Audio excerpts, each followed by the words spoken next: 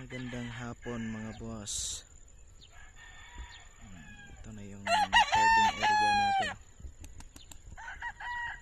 Tapos nandun yung range natin.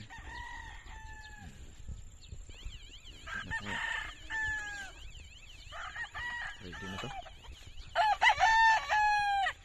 Ready na to yung recording natin para sa mga mag-harvest next month. Mga broodstag at pullet.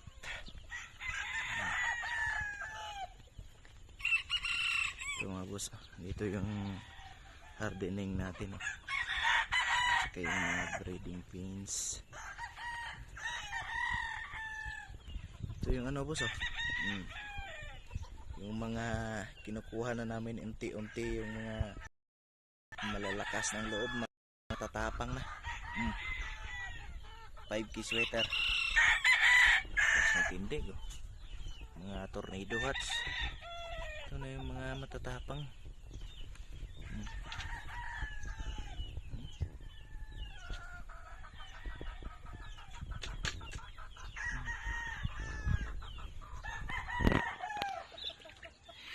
Chill na yung Mount Canlaan.